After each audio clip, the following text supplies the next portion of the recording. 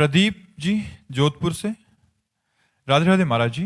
महाराज जी, श्री जी की कृपा जब जीव पर होती है तो उससे क्या संकेत मिलते हैं? सबसे पहला उसे साधु समागम प्राप्त होता है, संतों का संग प्राप्त होता है। जब द्रवहि दीन दयालु राघो तो साधु संगति पाइए। अब मोहि भाव भरोस हनुमंता, बिनु हरि कृपा मिले नहीं संता।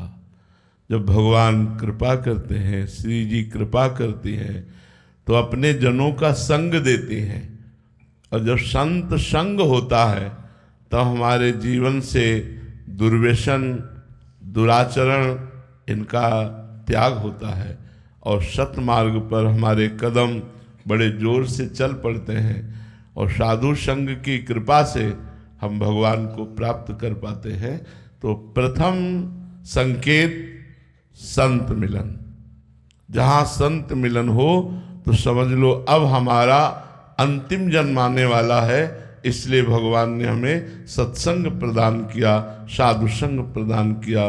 बिना भगवान की कृपा के, श्री जी की कृपा के रसिक जनों का संग, संत जनों का संग, भगवत प्रेमी महात्माओं का संग दुर्लभ है। यही कृपा, यहीं से जीव का आध्यात्मिक उत्थान होता है। प्रथम भगत संतन कर संगा।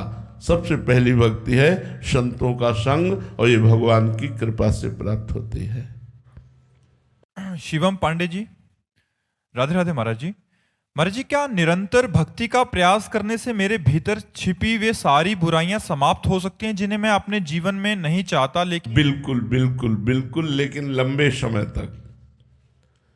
ये बुराइयां दुर्वासना मम सदा परिकर्षयन्ति, ये दुर्वासना सदैव हमको अपनी तरफ खींचती रहती है। क्योंकि अनंत जन्मों से हम इन दुर्वासनाओं के ही खेल में लगे रहे। अगर सद उपासना होती तो भगवत प्राप्ति हो जाती।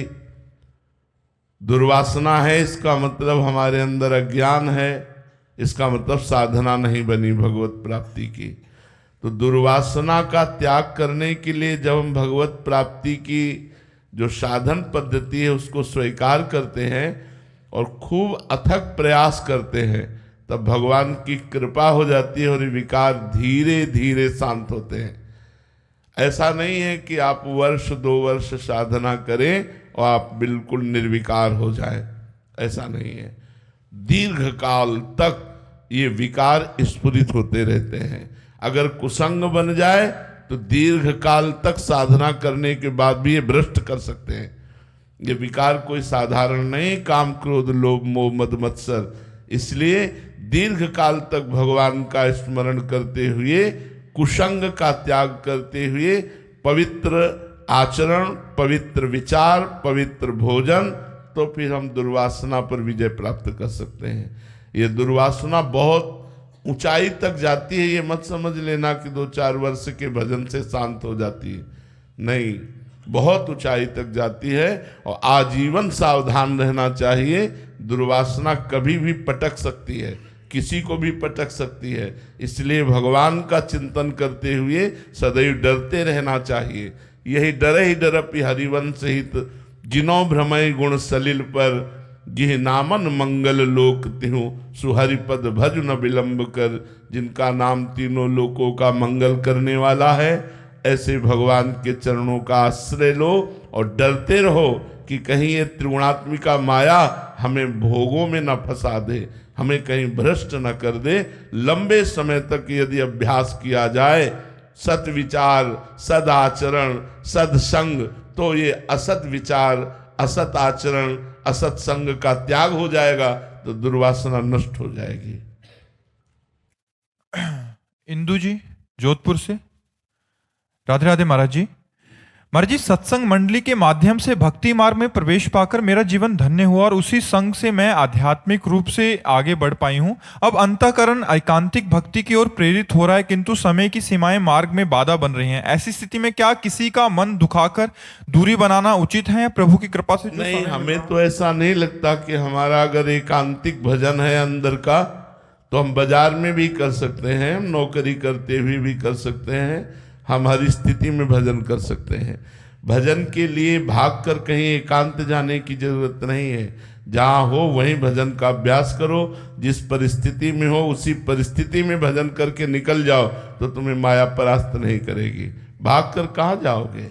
कहीं एकांत नहीं है, एकांत तो हृदय में है। और हमारा जब हृदय भगवान के लिए तड़पने लगा तो इसी का तो नाम भजन है। हम नौकरी करते हुए, व्यापार करते हुए, किसानी करते हुए, गृहस्थ के कार्य करते हुए, सबके बीच में रहते हुए, रिश्तेदारों से मिलते हुए भी हमारा हृदय तड़प रहा है भजन के लिए, इसलिए हमारा भजन चल रहा है।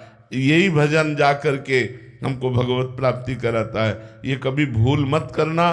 भगवान के द्वारा दी हुई परिस्थिति का यदि त्याग कर दोगी तो जो भजन चल रहा है वो भी छूट जाएगा। आप सोचो कि चलो हम भागकर भजन करते हैं, तो फिर आओ आप देखो जो भजन चल रहा है वो छूट न जाए तो हमें बताना। यदि भगवान तुम्हें वृंदावन लाए संयोग बना के, वो बात अलग की है। क्योंकि यहाँ होगी भोजन व्यवस्था, रहने की व्यवस्था, किसी का संग, किसी का आश्रय, वो आपके भजन को बाधा पहुंचा देगा।